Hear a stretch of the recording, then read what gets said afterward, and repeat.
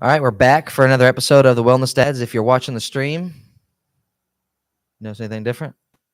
Hair's gone, boys. It's kind of growing out though a little bit. You I kind of know. lost your I know. wasn't it a little The edgy shorter look. yeah. Yeah. See, usually I'll fade my barber will fade my sideburns, and I usually just take a normal guard to it. But the bad part about doing this hair now is I have to go every like 10 days to keep it fresh. Your barber's smart. I know he is. Yeah, he was swaying You're me. getting into overgrown buzz cut look. I know. I go back. I go back. Yeah, tomorrow at 8 a.m. once a week, anyways. Yeah, so there's no different really. Yeah, it's every 10 days at minimum. But anyway, we're back with another episode. It's been like a 2-week hiatus, something like that. And we've had a lot happen between now and then. It's crazy, just in a matter of 2 weeks, everything that that can go on. So we're definitely glad to be back. We had to make sure we got this one in today because last night Wade sent Kevin and I, or was it this morning? Wade sent Kevin and I. It was a picture. early morning this morning. It was bad. Yeah. So is that when you did it? Was this morning? Yeah. Oh, okay. So this morning Wade sent. Wait, you said you were doing it with Eliza. That's when I noticed it was this morning. Oh. No. Are you sure you weren't doing it yourself this morning? Kevin caught me red-handed. I was doing eye mask treatments at 5:30 in the morning. Yeah. Yeah. Wade sent us a picture of him at like 5:30 I'll post a this picture morning. here on YouTube for everybody to see after the fact. I don't know how people do that. I can't do it on YouTube. We're live right now. Oh, we can't show you. We're not Joe But it Rogan. looked like man. I had significant sunburn underneath my eyes. Yeah, it was. My daughter loves to do some little daddy-daughter time, and then secretly I like it too. This is being honest. Yeah, Wade My- loves us. So my wife bought me these eye masks to be a stocking stuffer for me because I have terrible bags under my eyes. I don't really sleep, and she just says I look terrible all the time. Oh, whatever. Blame it on So- Janae. So I have to do them to try to keep my wife happy. So I've been trying Have to do them to. consistently. We had family pictures last week, so I was done with them, and then did them for the first time last night, and then woke up this morning had this bad rash underneath Yeah, my it was eyes. pretty bad. And we had 4 big meetings today with some current clients and prospective clients. And I was getting pretty worried I was going to have to go in there with full-on sunburn. Let me underneath just my see eyes, if I some sort of can- chemical burn. So Let me just see if I can at least pull it up and zoom in. Yeah, here we go. I'll pull it up and zoom in and see if it'll work on.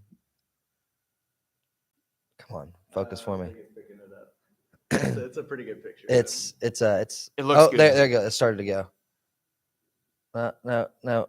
Okay. Well, Wade's face it's scary. Like we would have probably had to tell you to sit back on this one. Yeah. Coming in the Wait, you meetings just today. go on home today. You can take Yeah, a day like off. that's- Yeah. That's pretty tough. That's pretty bad. Yeah, that's bad. But so yeah, Wade had a nice spa day last night with his daughter, and almost paid the price for it this morning. But in other news, Kevin, we talked about it vaguely last time, but Kevin finished the Pinhoti 100, which is a 100-mile trail race through Talladega National Forest, Yep. right along the Pinhoti Trail. And I think it's safe to say it was a success. So give us a little brief rundown. Yeah. I'm not gonna go through the whole thing because we're gonna do another Yeah. episode later in this the week on this. But Wade kept texting me for 2 weeks leading up to this, 22 hours. And so I think that's why I did it in 22 hours. But now my goal was under 24 hours. Did it in 22 hours. Had a blast doing it. Logan paced me for 25 miles of it. Never even got a blister. Didn't have a muscle cramp. Didn't get sick. Had fun the whole time. Ran 5 days later. Ran 5 miles 5 days later. Ran 10 miles last week. So I'm feel great. I mean, it's like I almost feel like really hesitant whenever I was like naming the and there's a race documentary out too. It's like 30-ish minutes if you have some time you want to watch it on YouTube. But I was kind of hesitant at first to name it like the perfect race, the name of the video, because it's like there's never really a perfect race, but anytime we talked to you, like everything was going according to plan or better. Yeah. So it was like, I mean, for you, it really I was got like really a perfect lucky. race. I got really Yeah. lucky. I mean, that's never the case usually for races and stuff like that. But I don't know, everything was. I was 1 second off my pace for Yeah. 43 miles of that race at least, Yeah. which was crazy. So everything, just went toward to plan.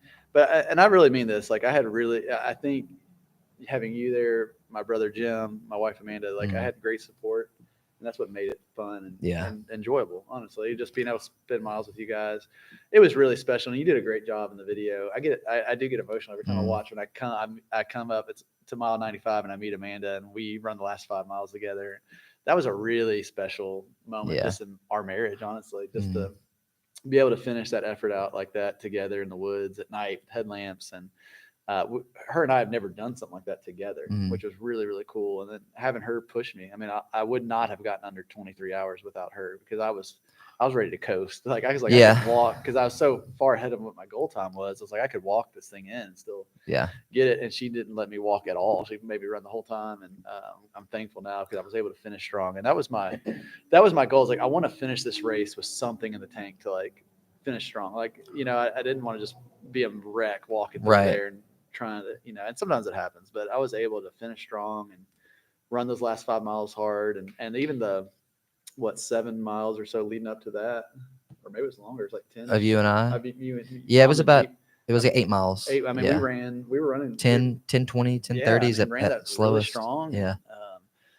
It was, man, I tell you what, it was one of the highlights of my life. Yeah. Outside of like, marriage, children being born, those kind of things. Like it was of the physical things I've done. And I've played in some big baseball games and done all that stuff. Like it was one of the coolest physical Mhm. things I've done. And I don't think I'll ever forget it. And I love that I can look back on that video. Yeah. And it's just so cool. Yeah. I'm so glad you were there to make that. Yeah. It was awesome. Yeah. Well, I think one thing I remember, it's going to be hard to not go into the details of this race yet, or all of them at least. But I remember at we were on that Jeep road. So I paced you for 25 miles, and it was like the last 7 or 8 miles we had together.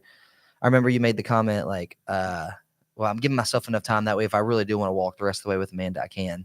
In my head, I was like, there's no way. Like, there's no way they're going to walk. I was like, one, he might walk for like a mile, and then he's gonna be like, all right, let's just go. Then two, I was like, Amanda may be a little bit fired up and ready to go. Yeah. And it sounds like she was. So, it was a lot of fun. And I think it made it more fun too. Like all day I kept thinking about my experience whenever I did my 100. It was almost the same situation as what it was for yours, because you had a plan of who was going to pace you in. And so you had things to look forward to the whole day. And when you did this race 4 years ago, it wasn't as organized as, it was kind of sporadic. You didn't really know who you were going to get when. Whereas this year, it's like you knew you had the first 43 miles solo, then you got your brother for 27, then you got me for 25, then you got Amanda. So you constantly had like a benchmark, which probably just, you're like, all right, let's get through this so I can pick up my brother, then pick up Logan, then Amanda. Right. So it was so much fun. I love pacing races, and it made it fun. And at first I was a little nervous about the navigation part, with it being like point A to point B race rather than laps, but I loved it, man. It was a blast. One but of you guys need to do it next year. I'll pace. yeah, I did love the race.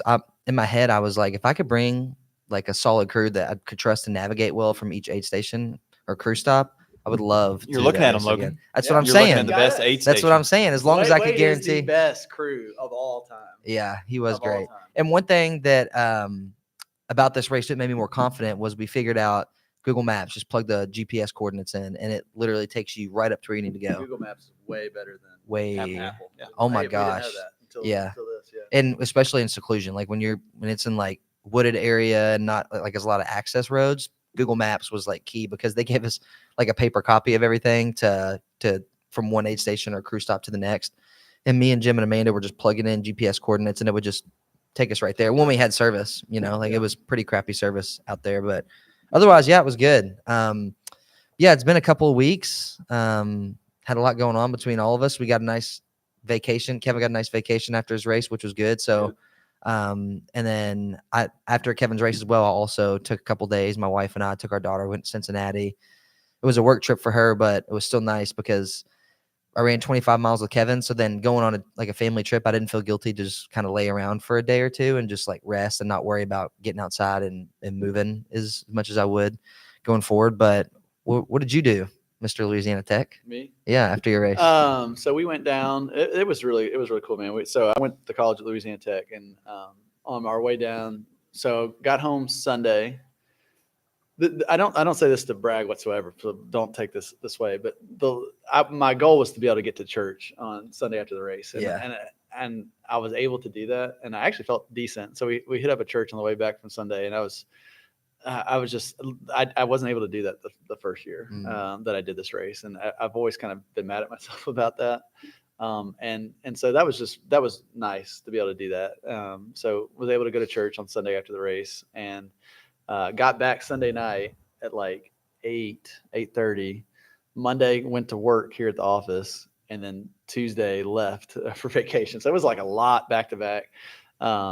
And the night before we left for the Pinhoti race was Halloween. So it was just a lot of stuff all back to back. But went down to I stayed with my old roommate in Little Rock, Arkansas on the way down to Louisiana, Jericho Jones. And it was great. I hadn't seen him in several years, and he has 3 little kids. So our kids instantly hit it off, and we're playing together and stuff because our kids have never met before. So I had a good time there. And then we went down to Louisiana and stayed with our friends Stacy and Cody, who have 5 kids. So we had 9 kids at their house between both of our kids, and they're just really great friends. Stacy was Amanda's roommate in college, and they're just living a lot of the stuff we talk about on this podcast, and they're living it out, and and as are you all as well. And it's just nice to be around people like that are living the same way, and just really working hard. And one of their children has leukemia, and just to be able to spend time with him and see them as parents having such a positive attitude it's really inspiring. But one of the cool things I was able to do down there was on Thursday, I went and spoke to the kinesiology department. So I did a seminar for the students there.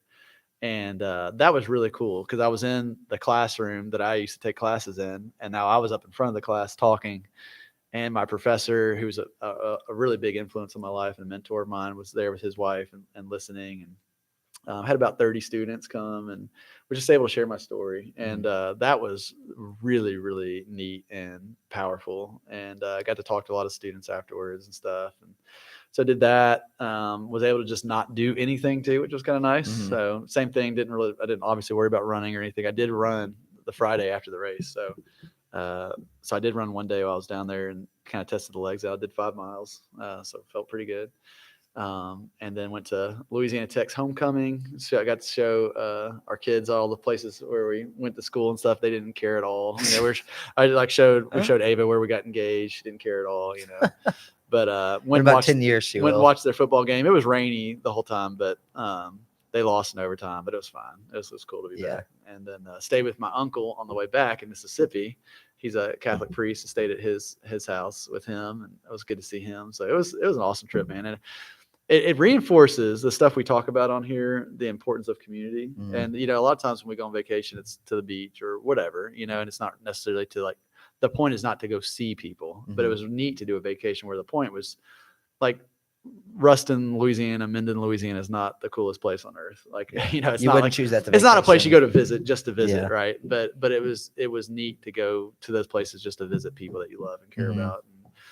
It kind of builds you up, and just being around community that empowers you, and that it's just so important, man. It was just a good reminder of that, and it's also a lot cheaper to go that way, because you don't have to pay hotels. And you're staying with people. Yeah, that part was I've never done that before either, and they're great cooks in Louisiana, so we ate great the whole time. But imagine. I don't know, man. It was just neat to see a lot of people I hadn't seen in years, and it's just, man, like we were talking about this on the way over here. Like, people are made for people. Like we've talked about that all the time.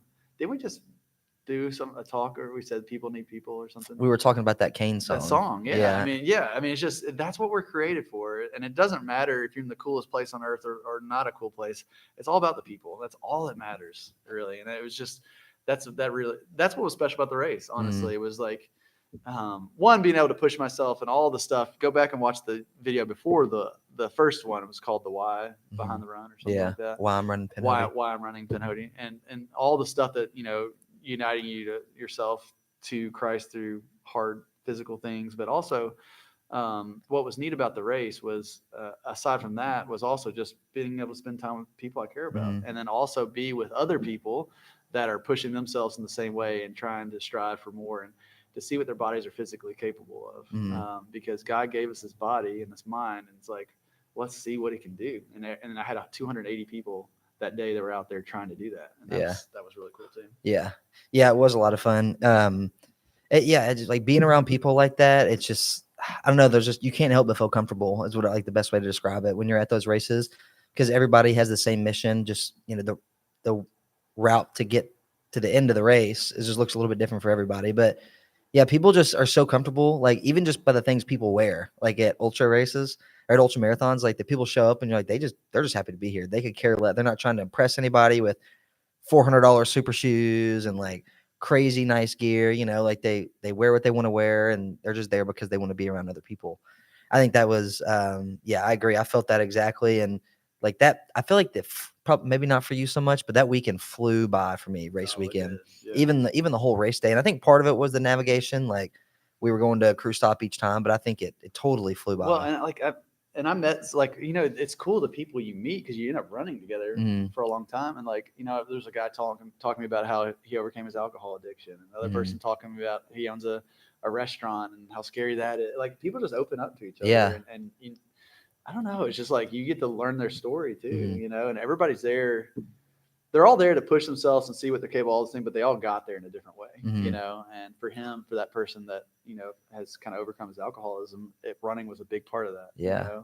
For me, I didn't struggle with that, but I was struggling with other things in my life, and Uh-huh. running was a big part of me overcoming those things, and also to bring me closer to God. And so Mhm. like everybody has this different kind of story, and it's just, man, it's just like stories are so powerful, Yeah. Here we go. I love recording these on Mondays because we go to church on Sunday, Yeah. and I feel like every time I hate to boost Kevin's head up, but every time he brings up something that was in the message on Sunday, Keep preaching. yeah, but Kevin's like, Go yeah, ahead and mute his mic. yeah, I'm gonna mute him. Too big. No, but one thing that our pastor was saying was, or part of the message was dropping your old go-to and making Christ your new go-to. And of course everybody can relate to that in some way, whether it's an addiction or just things they know they shouldn't be doing, whatever it is. And it kind of was like what you said in your team email you sent out today was, I did read it, yeah, that you sent out today. Yeah, can you tell us what it said, Wade? I've been working. Can you Oh. can you recite back the quote that I can't recite the quote Man back. fully alive. No, that's a good. That's He's close. That was a good guess. No, hey, this one was good. yeah, it was good. And like, It wasn't mine. but what you said about who you really are is what you do when you're by yourself. It was something along the lines of that, and that is just like so powerful to me. And yesterday, and we've missed church the last couple of weekends because we've been gone, and so yesterday we were like we've got to go because we've missed it so much. And so that was one of the messages was dropping your old go-tos and making Christ your new go-to, and just making that a part of your life, and then leading a quiet life and just worrying less about others and from like a drama sense, right? Yeah. And I was like, gosh, like that's such like the idea of that stuff is so common sense, but the actual action of being able to do all those things is so difficult. So being able to think about that all day yesterday and then come in today and trying to apply that is just so powerful. And bringing it up, like talking about that guy who overcame alcohol addiction. It's like at some point that was his and at some point in his life that was his go-to. And now he's dropped that. Now his go-to, whether he's a Christian or not, is he's running and he's found a new go-to that's in a healthy way, right? Rather than that. So I just thought that was it was just such a broad message, but so powerful. And it was, Would you care to pull up my email? yeah. I'll And put, read that. Oh, I yeah, want to yeah, say yeah. the quote, but I'm afraid I'm going to get it wrong. I got it right here. Here. I got Oh, it. Wade's got it on it your right. phone, Wade's Wade? got it right I had here. just opened the email. yeah, now you While you're pulling it up real quick though, I crack up because Kevin and I did a run at Mammoth Cave probably 3 weeks before his Pinhoti 100, and we met a guy named Jericho. And you made the comment, that's the only I only know one other Jericho. Yeah. So that's who you stayed with when you were in. Okay, cool. All right, Wade, hit us. Are you ready? Yep. The art of dying well is the art of living well. Yeah. All right, Kevin. So tell us what that means to you. So it was the art of dying well. the art of dying well. is the art of living well. Okay. So I assume, like, how I took it, and that was in Exodus 90. That's where I took it from. Is like the way you live your life. Like we want to die well or be remembered this or that, but it doesn't matter like how you die. It's everything you did leading up to that. When Yeah. you die, you just die. Uh-huh. So I assume that's what it means, right? Like Yeah. the art of dying well is the art of living well, and it's Yeah. like however you want to die or be remembered for, you just gotta live. You gotta like live fully. And Yeah. my favorite quote of the glory of God is man fully alive. But Yeah. Saint Irenaeus is basically saying that. Mhm. Man, I don't know. That just like that really hit me. I was running on the treadmill yesterday and I was listening to that and I heard that. I was like, oh my gosh, like that just hit me well. We had a lot of talks at like 2 a.m. in the woods Yeah. about that. We were talking about Yeah. Dean Karnazes in his Yeah. book. Basically says when or maybe it was Jim I was talking to. I was talking to somebody in the woods at night during the race about that.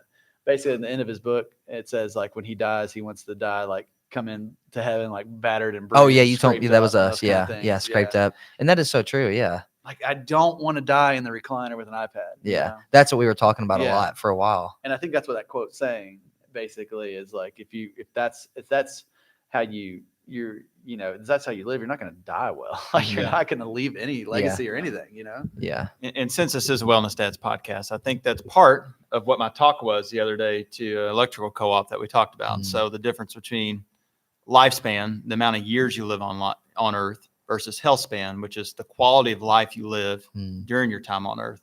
And that was a big point I made to people was, Yeah. I mean, God's really trusted us with one body, one chance. What are we doing to make the most of it? And I think it kind of fits right into exactly what we're discussing. Talk a little bit more about HealthSpan, because I feel like that's a total Yeah. revolutionary So, thing. You've come up No, it's something that's probably been around last 10, 15, 20, heck, I don't even know how many years now, but However it's just old Wade starting, is. it's just starting to come out a little bit more in the research. And it's basically not just researching how long we're prolonging people's lives now, because yes, people are living longer and lifespan is getting longer, but are people's health really improving over the course of their life? No. Right.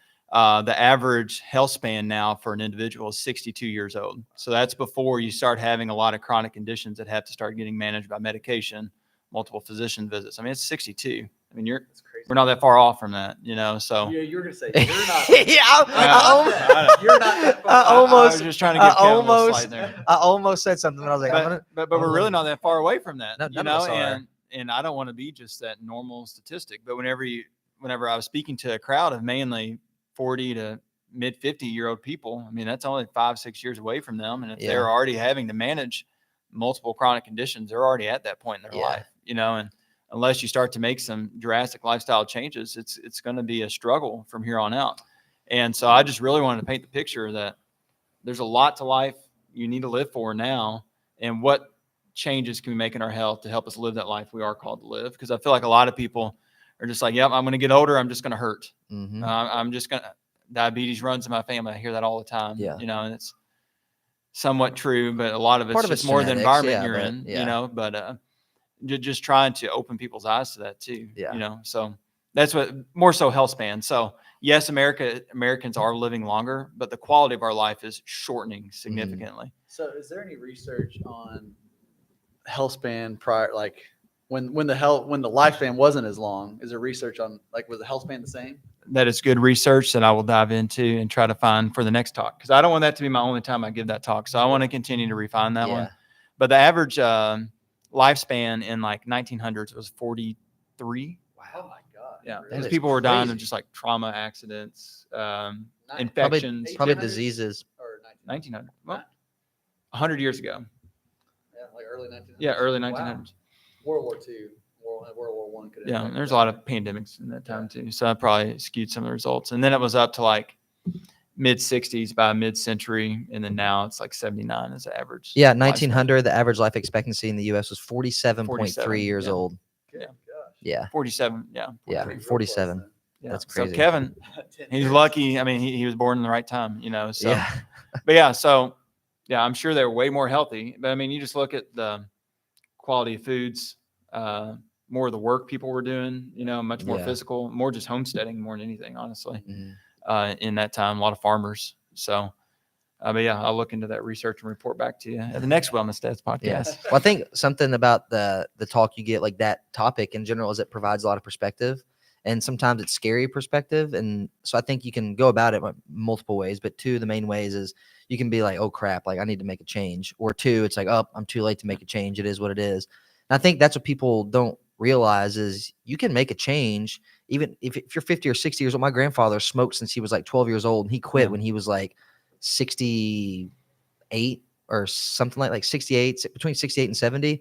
He smoked his entire life, and he quit when he was 68 to 70. And so and he's 72 now. So he hasn't smoked in almost 3 years. It's like, that may add a year or so to his life. So I think that's Yeah. what people, whether it's food choices, whether it's substance use or smoking, nicotine, anything like that, like regardless of what it is, you can make the change now, regardless of your age, and you're going to see results if you stick with it, right? Like now, if you may not feel or see anything differently in your blood work or physically feel better in a month. It may take 2, 3, 4, 5 months, some a little sooner, but that's what people don't realize is you have time to make a change. It's the matter of doing it, and it goes back to what we always say is like the importance of just taking action on something. Yeah. Like the idea of all this stuff sounds great, but being able to actually do it.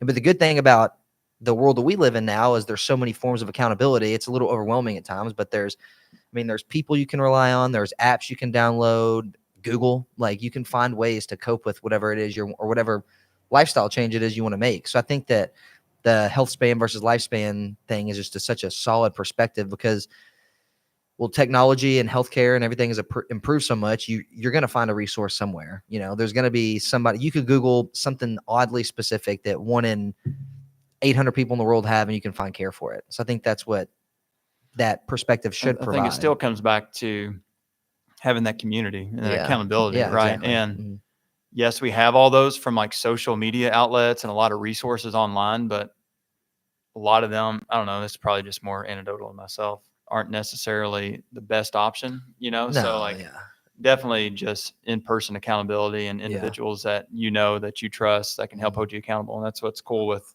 like you two. I know if I say something, y'all are going to hold me to it to a T, and if I start to fall short, you'll call me out on it. So just having somebody that you can know and trust to just speak those goals or lifestyle changes just to help hold you accountable. So my biggest thing is sleep eating. I don't know if anybody else struggles with that. I have like last night. I have like 2. Did you do it last night too? Last night I did. This is the first time I've done it in like So 3 you were weeks. wearing an eye mask. Sleep eating. I know, right? What a night Janae, to be you want anything alive. from the kitchen? I'll be right back. Yeah, I wore my high heels. No, I'm just kidding. No, it was apparently, so Janae, there's this little farm stand back home, and it's this group of homeschool moms that make homemade breads, cookies, banana bread, all that stuff you can think about, all the stuff that's good to eat. Yeah. Speaking of all the health span that we got going on right now. Jumping right to it. So Janae bought a bag of cookies from them. And so we took them to all of our family's houses that we visited, and there was only like 1 cookie left. And apparently Liza was really excited to eat the cookie this morning. Oh, no. Apparently I slept to eat it last night. I don't remember eating it, but it was gone. So someone had to eat it, and it wasn't Janae, so it was definitely me. When does this happen? I wake up in like midnight, and like I wake up on the couch, and I don't know how I got there. Like I used to when I was little, I'd sleepwalk a lot. And now it's turned into not just sleepwalking, but I'll go into like the kitchen and eat. I've done that. It's bad. I've done that maybe like once. My biggest thing was I would maybe like have something and take it to bed with me and then fall asleep in the middle of eating it. And then I'd wake up and it's there and I would just finish it. So like I've had 2 instances. One was. Didn't you eat a whole? Oh, sorry. No, I ate a whole sleeve of cookies one night. No, it was like raw cookie dough. Yeah. No, there's probably like 10 pieces of it. Oh my God. I don't know how you went back to sleep. Well, see, my big thing is like if I stay up and like either work or like last night I had to do some work on my race, like the race website messed up and I wasn't getting people's t-shirt orders in and it's due by today. So I was trying to contact all those people to get orders in to place them for yesterday. Is this a plug for the Hardinsburg? This is a plug for the Hardinsburg Turkey Trot. You still have 10 days to sign up. You just won't get a shirt. You got 1 more day to sign up to get a shirt. Oh, okay. So I can get a shirt. Go do it now. Yep. We're almost over 300 runners already. Yep. So bring That's it on. Crazy. What were we at last time? My first year at this time, I was at 170 people and I'm at 279 right now. Yeah. Last year at this time, I was at 200 people. Wow. And I think last time we recorded, you were probably like, last time we recorded, I was I was under 100. Probably. Yeah. So it's pretty. So impressive. it's grown significantly. Anyway. But then I ate a lot of cookies and it was bad. But if I'm up doing something like where I'm on a screen or on a computer working that late at night, when I go to sleep, obviously you don't get as deep of a sleep. And then I wake up and do something I do not, or that I immediately regret as soon as I wake up. What's the craziest thing you've done while you're asleep? That we can say on air. I think we don't have to cross a line. I think that's probably the craziest thing was eating it was my wife gets these plant-based cookies. Those are healthy then. Well, no, they're terrible for us. But my niece is severely allergic to a lot of them. These are allergy friendly, so whenever they come over, that's something we can have in the house. And it's safe for raw cookie dough, and I ate that. It was probably like 10 things of cookies. Oh my gosh. My favorite. I feel like Wade is very predictable. So me and Logan have Wade jokes all the time when you're not here. But we were driving. That's great. Nothing terrible. We were driving back. What was it? I think we were driving back from Nashville. It was Nashville. And yeah. I said, "When do you think we're going to get the text from Wade about him signing up for a 100 mile or something like that?" And literally, was it that night? Well, I sent a text. I'd sent a text about Hot Rod Ultra sign up. Said there's 31 people, and that's without any free entries. And Wade made the comment, it's going to be 32, including free entries by the end of today. Me and Wade or Kevin were like, yep, there it is. Oh my gosh. I love it. I love it. Mr. Predictable. Yeah. In good ways. Except when you're sleeping, apparently. Not very predictable when I sleep, that's for sure. But Yeah, I don't know, man. It's not a fun thing to overcome. So I need to overcome my sleep eating addiction. If you can help me with that, Logan. Okay, I can. Maybe you can go spend a few nights with them. I can do that. I'll Stand right outside my door. I was gonna say I'll chain you wake to your me up. bed. I'll put a shackle on your ankle. That way, if you get up, or I'll put some bells on it. That way, if you move, make you wear a Santa costume. It was good when we had a dog because he would lose his mind whenever I get up in the yeah. middle of the night. But Yeah. now I don't have that luxury. So. I've only done that on like 2 occasions. One, and it wasn't sleep eating. I used to sleepwalk really bad when I was younger though, and I'll sleep talk still pretty bad. But there was one time where I had a piece of peanut butter fudge, I guess, that I was eating when I went to bed, and I woke up and it was on my chest in the middle of the night, and so it was late, so I just picked it up and ate it in the middle of the night. And the second was Emily's cousin got married. We went to her wedding, and they had like instead of like cake, they had like donuts for their guests or whatever. And so there were a bunch left, and they were like, people take them back with you. So we were staying in a hotel, so we took a plate of donuts. There were like 4 of us in the room. Well, I woke up at like 3 a.m. and I don't remember grabbing a donut, and I slept on my stomach with my arms underneath, and I had a donut in my hand under the pillow. So I woke up at like 3 a.m. and there was like icing all over my hand, and so I just set the donut down, licked the icing off my fingers, went back to sleep. I'm like, what? I don't understand how that happens. I have no clue. But no, I don't think I've ever like gotten up asleep and went into the kitchen and ate anything. I mean, I'll do it coherently, but not while I'm asleep. I did lock myself out of the house whenever I was a kid, though. Yeah. Sleepwalking all the time, but that was But yeah, it's not a good sign. Like even if I just like immediately fall asleep and then Janae wakes me up, like to go to bed on the couch, like I'm aggressive, I'm mean. I don't remember any of it. Like it's like I black out and I don't remember anything. It's bad. Good gosh. Well, I fall asleep with the kids and I don't know. Yeah. Don't remember it. The other night I fell asleep with I was holding Asher, I think, and I laid him in I don't normally fall asleep holding Asher, but I laid him in Ella's crib, I guess. I didn't realize it. So then she woke up in the middle of the night, or she was with Amanda, so I went to go put her to bed, and Asher was laying in her crib. I don't remember any of it. Like it happens all the time. Oh my god. Or I'll fall asleep with one of the kids and don't remember falling asleep or how I got to all the time. That's a little scary. I don't want to get old like you guys. No, that is crazy though. Our health span is rapidly declining. Yeah, that's what it is. That's our sleep. Yeah. That's nuts. No, I've never done anything like that. I think my my quality of sleep has just gone to garbage though. Since like last night, I was up and down like 3 or 4 times, and then I got up to go pee one time, and I checked my watch. It was 12:30 in the morning. I'm like, it feels like it's 4 a.m. because I've been up like 3 or 4 times, just tossing and turning. Kids, man. Excited about the podcast today. Maybe that's what it was. I knew we Couldn't had. sleep. Well, I didn't even get the eye mask text from Wade yet, so maybe I just knew something was coming. I'm like, oh, something good's coming. I love the 5 a.m. text from Wade. They're always I know. something Well, we got good. one at 2:45 the other day. Oh, really? Yeah, What- like what- 2:45 in the morning. Yes. Oh, signups. yeah. Yeah. That was Bragging right about- after I ate a sleeve of cookies. Oh, okay. Yeah. I had a boost of energy to text you guys. Yeah, he had all the cookies. Now he's got what? You got pre-workout in your shaker bottle over there, Don't worry about it. sipping on. Gonna have a caffeine rush on the way home. I need to. That's probably why That's- my quality of sleep is poor. That's probably what it is right But I there. have been cutting back on my caffeine a lot. Been trying to drink a lot more water just to improve my quality of sleep. And I had been doing a lot better up until last night. So now my wife's had to deal with my 2 kids who was really excited about a homemade cookie and she didn't get it today. So Nice. thank you, man. Janae. I You can appreciate bake it. some cookies when you get home. That's No, what you should do. they don't need it. No. Oh, you can get it, but I they can get can't? them, but they can't. Okay. Yeah, no. I love. Was it last year, Eliza's birthday party? You didn't have any sugar, right? Or one of the parties, I feel like you didn't even have cake. You're like, none of these kids need sugar. We had, well, because it's my niece with a severe allergies. Oh, So okay. we I had- thought you were we doing it had to because you do were a just lot of- boycotting sugar. I would love to do that, but no, I wish we were that strong, but that'd Can't be have- nice today. Can't have a kid's birthday party without cake, man. She'll be fine. I mean, RFK is going to take it away. No more birthday It's only cake. normal if we start making it normal for them. RFK's taking all the birthday cake away anyway, so Okay. there's not going to be any sugar anywhere. Well, we better take it while we can. then. Emily said that he's going to have to pry the McChicken out of her cold dead hands. I'm like, that I could believe, Yeah. come and take it. So, no, that's hilarious. So next, so do you have any races on the calendar or no? No, well, I got my turkey trot, so I'm Okay. gonna wake up bright and early that morning. I'll probably run at like 5 o'clock to make sure there's no loose dogs out. Ran it this weekend. We have 4 pit bulls on the route this year. Perfect. 4 new dogs. So I need to Unleashed? No leash? They were leashed, Oh, still though. but still, if you got that many people run by, there's no telling what could happen. So I got to get them under control. But The question is Wade going to sign up for an Ironman Louisville again? Is it going to happen? Or just a race in general next year. probably not Ironman Louisville. Wait, I thought They're- you were doing that. No, there's that was a 2 a.m. text I I was half asleep whenever I said no. Yeah. I might do that one. I don't know yet. But my goal would be is to do like a fast half for me. I know y'all are way half faster than me. marathon or Ironman? Half marathon. Okay. Early this year, next year, 2025. It's like springtime. before March or April. Derby. I want to do something different I've never done before. We'll see. Or I may just do it at home. May do trail race. You never know. Then in the summer, there's a triathlon back in my hometown that I sent you guys. I'd like to do that one. Yeah. It's a little different. And then at the end of the year, either do Tunnel Hill or the one Kevin just did. I want to do Tunnel Hill so bad.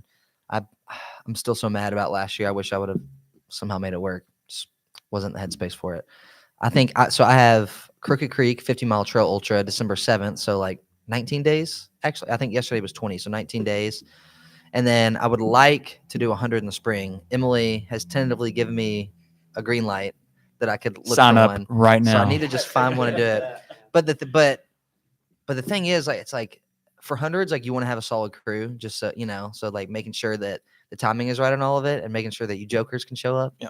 But I did the Bootlegger 100 last April and loved that course. But I also want to do something new. Like I don't love the idea of doing the same race again. Yeah, it's only weird people do that. Yeah, exactly. Same route over and over. No, Yeah. I love the course, but like just right now, I'm like I just don't feel like I want to redo it or like do the same one. But I don't know. I need Is to that a browse loop? around. Yeah, it's 10-mile loop. Yeah, it's like a figure 8 though, so you could see crew That was every when you 5. won? Yes. Okay. So you could see like every 5 miles if you wanted, but I don't know. I want to look for I don't know. something That'd else. be seeing Logan too much. I don't know.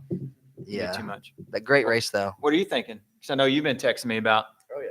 Well, Kevin- we got one coming up in January. Tell me about that one. January. Our Ruck Bros.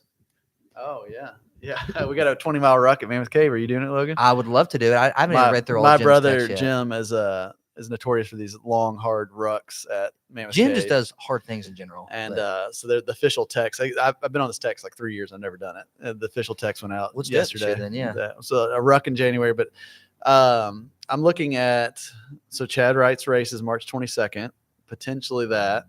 Like to do that. But I was also thinking trying to go sub 3 hours on in a marathon late March or early April. I don't know if it's possible. I think it's possible. You could definitely do it. I think it's possible. I would have not said it was possible up to this point because I ran a sub 24-hour 100, didn't think I could do it. And yesterday I groomed my dog myself. Never thought I could do it. Yeah. Wow. So, well, me, Amanda, and Ava. Goodness groomed her. gracious, man. Yeah. So bought the clippers. So you got to save yourself the embarrassment of taking it to Yes. yeah. And we didn't do too bad, actually. I need to see a She picture. was Did you really all take a matted, picture? like bad. I remember you said that. Really bad. Well, she's like a sheepdog, right? Yeah, like really bad mats. But we did pretty good. I was the I was the butt specialist. Okay, so Oh, what I mean by that is no. I got all the tricky areas on the dog that are kinda Without hard. hurting her? Without Were hurting. they were they like dog shears? Like for Yeah. dog? Okay. Yeah. I was gonna say And I got up in there, man. I got up in there, crafted it perfectly. Wags and Whiskers might be hiring if you need a part-time gig, man. So honest, but I never thought I could do that. And you know what? In a weird way, it gave me some confidence. Like, what else could I do? So I think you know what? You know what? After I grew my dog, you know what I think? I'm Man, going- I can run a sub 3 hour marathon. I'm putting that. So That's a good. quote. Yeah. I he's grew writing it down right now. I groomed my dog, so I'm running a sub 3 hour That's marathon. next week's email. Yeah, that's weekly team email. So I'm thinking. So what I'm looking at potentially, and Amanda already kind of shut this down, but I'll talk her into it. But Athens, Ohio, April 13th marathon. Smaller one. What day? April 13th. April 13th. It starts in. So I spent a summer in Athens, Ohio, at Ohio University, and they have an uptown. They call it instead of downtown. So it's uphill. They're downtown, but you start uptown and you run the first miles like downhill, and then you get on a greenway. Athens is really hilly. It's like southeast Ohio, so it's right on the West Virginia border. So super hilly, but you run this on the Greenways Trail along the river in the valley. It's completely flat. You only gain 300 feet elevation the whole race. The whole thing. 26? Whole 26. Oh my gosh. Completely flat. And it's pretty, smaller race. You finish on the track at Ohio University. Mhm. I think it'd be pretty fun. Is it a half option? Yeah, they have a half also. So it's an out and back. So you run the same thing twice, basically. You know what you're getting into. And I think that could be, and it's a Boston qualifier. Oh, nice. And What- they have about 400 people. So it's not super. Are you in like the what 8? Are you in the 3 hour time I with the new ones? aged out of that. So now I'm like 3. Oh, I don't know the new ones. The new ones, because Maybe. I know I was under 3 hour, and then I turned 35. I think it was like 305. I Maybe, but think- maybe it's down to 3 hours. I think 18 to 29 might be 256. Probably. I think it's the 29. So if it was going to be a year for me to try to qualify for Boston and go fast, like 256 would be next So that's year. April 13th. April 13th. You could potentially do the March 22nd one and that, but then I'm like, I feel like the Your training legs will be taxed. Well, they compete. The training, they're such different races. Too. I don't Yeah. think you could really train this. Well, I mean, your legs could be taxed. I think you'd recover by then, but you wouldn't get a lot of miles in before. So the whole plan is on December 7th, I'm in the Western States 100 lottery. So if I get selected for that, early April 5th is 12 weeks from that race. So I'm thinking speed work up until then, and then I transition to the endurance hills, so kind of switching it up a little bit. Gosh, it's so much fun talking about that. But if I don't get into Western States, I don't know. I'll probably do something later in the year. Yeah. So Tunnel Hill. Yeah, maybe. Tunnel Hill will be a fast 100. I bet you could go. You could go under 20 there for sure. Maybe under 15. I don't know. Yeah, maybe. Now that I can groom dogs. Yeah, now that you can groom dogs and you run like Jim Walmsley. Yeah, you could. No, but I think I would love to do another fast. Maybe this is the year of marathons, fast marathons. So Jim's talking. The reason I'm doing this is Jim's trying to do a fast marathon, and I can't let him get faster than me. Mm-hmm. So that's my brother. So that's why I'm like maybe, and then maybe we just all go fast next year. That would be fun. I did I love the Derby. I would love to do the full marathon because it's not. They switched it up again since COVID. Oh, have they? Well, I've done it since COVID, Yeah. but I did the half, not the full. So like the half, you break apart from the full at some point, so you don't do the same course twice, which is nice. But I would love to. I mean, ideally, I would do this 50, and then do a fast, or do 100 in the spring, and then maybe like in the late fall, try to do like a fast marathon. If I were to have it my way, Indy would be. That's in October, right? November. Okay, yeah. Chicago also too, but you have to do a charity spot for that, and it's not cheap to fundraise for a charity spot. But you got to run. MS Run the US, right? I've got MS Run the US next year though, so yeah. So MS Run the US, this is an event that I've done. This will be my third time doing it, and what it is it's a relay across America. So this year, next year, I think there's 21 of us. 21 runners, so there's 21 segments. So basically, I'll be segment, I think mine's 14. They change. I think I'm segment 14. I'm going 155 miles over 6 days. So I think it breaks down to like 27 miles a day for 6 days. And so I'll do that. I'll live on an RV for 6 days, and then I'll run a marathon a day for 6 days, and then along the way, fundraising $10,000 for MS. The first year I did it, I was a part of the team the whole year, and I fundraised just under $13,000. And I did 141 miles. So I'm doing a little bit more this year. And then the second time I did it, they had some issues and they dropped out like 2 weeks before their segment. So they pulled me in. So I was running like 30 miles a week. So I was a little worried. Ended up doing really well. But then this year, I have the full time to train, full time to fundraise. So I'm excited. That'll be June 25th through June 30th. And I'll go from Williamsburg, Iowa to Platteville, Wisconsin.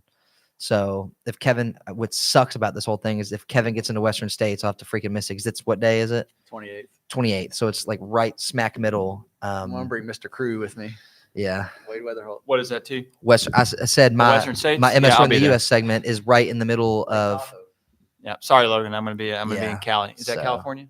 Yeah. Yeah. I'll be there. Sierra Nevadas. Yeah. Starts at Lake Tahoe. And it's in when? June 28th. June 28th. My birthday is July 2nd, so we'll just celebrate my birthday out there. There you go. Turn 33 this year. Only 10 years left after that. Yeah.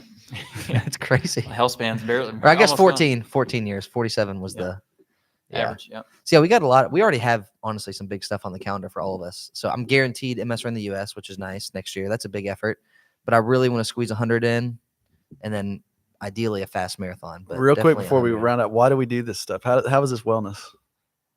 Why do you think we do this? The running? Yeah. I think at this point, it's the spiritual and the mental parts of it for us, right? Like I feel like that's probably for me, but is it for you? It is for me. Yeah, it definitely is for me. I mean, whenever I go and do those things, I mean, my perspective changes. That's the biggest thing for me. Whenever I do something that's hard, when I'm in the middle of it, and it's like, I mean, I feel like I think we're seasoned enough now. We've done enough endurance events. It's like we know what to expect to an extent. Obviously, every event's different, but during your race, you made the comment, you're like, God, this hurts. Like, I love it. Like, I'm so lucky to hurt right now. But our first, like the way you felt your first 100 compared to the second time doing one, you learn so much. So that's like, I think I'll talk from my perspective. Like I crave that again to get back out there and see, okay, what else can I uncover about my character, or how else can I shape my character and learn something about myself? What about you, Wade? I'm curious. Mine's probably more vain. I mean, it's very similar, like just to see what we're capable of because if you were to look at pictures of me from 10 years ago, maybe longer now, 20 years ago, hell, I don't know. It's been a while. I still just see myself as this little fat kid that everybody made fun of, that people in my family didn't think I would really be able to do anything physically. And then whenever they hear I've gone out and done a couple Ironmans, done a couple ultra marathons, like I think they're proud of me in a sense, but I don't want that to be the case. So I feel like I'm on the journey still, where like, as you all are spiritually there, whereas like I'm still doing it more to get myself to that point, you know, and to I think there's a challenge part of myself. that. I think you're proving something to yourself too. Yeah. I would say, we don't have to go too deep on this, but I just outsider looking in, I think sometimes you think of yourself as that person too much. Yeah. Like, I don't know. We actually, Logan and I talked about this, not in a bad way, but Yeah, but I think not you beat yourself up. But like, too oh, much. I can't be this person, or I can't. Like, I've seen that happen a few times in your races of like, I'm not supposed to be. You vocalize it. Yeah, you And vocalize it. It's like, before. keep that in. Like, who cares? Like, don't let people. I guess you're not that person anymore. No. You know what I mean? Like, you're not, like you were maybe Yeah. or whatever, but that's not who you are anymore. No, not at all. And I think you carry that. And I think sometimes it limits your performance in those events, because I think sometimes you revert back of like, well, I'm not supposed to be in this spot. Yeah. Also, I mean, this is a compliment, by the way. Yeah, I was about to say, I think you're also a little, I mean, you should be humble, but I think in terms of giving yourself credit, you're not very good at that. Like, you've done hard things. And so whenever you do something that's challenging, it's almost like when you give you a compliment, like good stuff on Ironman, like, yeah, well, I could have, blah, blah, blah. Yeah, it's like, you just did an Ironman. Ironman, you know? You did an Ironman. Like, I think sometimes you just like, when people say good job or they like admire you for it, be like, yeah, you know, it was awesome. Like, Yeah. you know, Well, that's where I was telling Kevin in my training block that I'm doing right now. I feel like I need more of that mental challenge now more than ever, because I've had a few of those endurance events where I feel like I haven't performed as well as I could. So I want to do some shorter distance to really push myself to be very uncomfortable for shorter distance, to know that I can push that point. My biggest thing was this past year is almost for a full year, I feel like I've stuck to a good training plan, which I haven't done in probably forever. Like, I've never done that before. So like, I think that's a huge accomplishment for me here in 2024, is I've basically since March, I've been pretty stuck to a T on my training programs across the board. So now I feel like I've finally become like that habit phase. Now I'm starting to awaken. I love you Right? referring to my face. Yeah. I love it. So I don't know. I'm excited for this year because I also want to get to a point. Well, it's coming to a point now, like my kids, like my daughter's wanting to run with me every time I go run. Like, it slows me down a lot, but that's the point. It's fun watching her run, you know, so she really enjoys it. She loves spending time with me. And then my wife's getting back into running too. So I really want to encourage her on hopefully signing up for a race this year too. Yeah. It'd be another big goal. Yeah. Well, I think one thing that I've realized too, like since becoming a parent, is sometimes like you just sign up for something and just make the training work as best you can. And that's what you did for the Ironman. I mean, that's what you did for Pinhoti, and that's what I'm doing for Crooked Creek. Is it's like, sometimes you just sign up for it and you go out. You can have a goal, but like for Crooked Creek, I don't have a time goal, because I just want to go out and carve out a little bit in my, lack of better terms, my pain cave, you know, like according to Walter says. Like, I just want to go out and like suffer a little, get a little bit of a confidence boost, because I know I'll finish the race. Like, there's no doubt in my mind about that. It's just taking the time pressure off. Whereas my 100 last year, before we had our daughter, I knew I wanted to go under 24 hours. But I think that's one thing that would probably help you too, is like not always feeling the pressure of having a time goal on something. Like, just go out and like focus on run based off feel. Yeah. And that's what, you know, even before Pinhoti, Kevin was asking, like, should I try to just run 4 miles per hour to finish in 24 hours? Should I go based off feel? I'm like, dude, go off feel, because you don't want to try to strategize your race to a point where it like contains you, you know, like you don't want to hold back just because it's like, well, here's the time that I'm going. Like, if you feel good, like run your race based on how you feel, you know. And that's what I'm going to do at Crooked Creek. And if my legs are taxed after 2 laps because I went out too hard, then so freaking be it. That's like I said, my pace was only like 1 second off for the first 43 miles, but I didn't have You were going off feel. Like, I was going off feel because my my watch died like mile 27. Yeah. And so I had no clue that I was close, but I was just when I felt good, I was running hard. When I felt like I needed to dial it back, when I felt maybe a potential cramp coming on, I just eased off. Yeah. Yeah. So much life stuff you can tie to that too. But, So much. Yeah. But yeah. Yeah. I think I mean,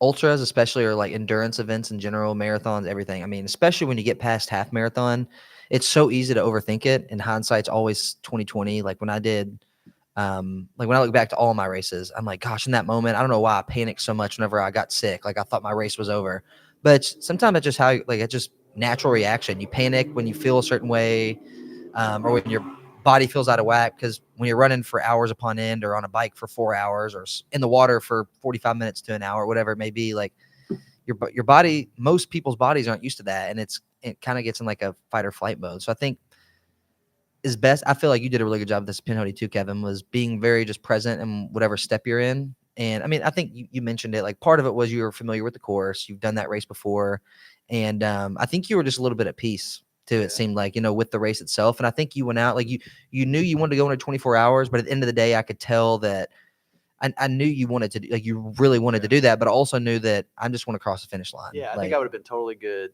if I just did 27. Yeah. I'd be like, man, I wish I could go faster. But like the fact, you just got to keep in perspective. Like, I'm not going to win this thing. I'm not like, I'm just doing this for me to grow as a person. Yeah. And going 100 miles, no matter, honestly, there may be more growth than that. Yeah. Really. And going a lot slower or hurting more, or something going wrong, than if you go out and do have a perfect race. Mhm. I mean, there's probably more growth in the difficult stuff. Yeah. You kind of had that though, the first time around, right? Yeah, More I mean, so than it was okay. I did okay. Yeah. I would say my experience wasn't horrible, but my body was wrecked at the end. Yeah. Whereas this time, I mean, you were sore as someone would expect who's fit for a 100-miler, but you got around. Like, I've been more sore just from working out in the gym. Yeah. Before, Yeah. like it was kind of weird, but two of my toes are still kind of numb. That's Are the they? only thing. Yeah, I don't know what the deal is with that, but but other than that, but I don't know, man. But isn't that life? Gosh, isn't that what the living? Mhm. What is it? I keep messing it up. The quote I put today, but You tell us. Oh, the one you put today, It's a hard yeah. time for not reading it. yeah.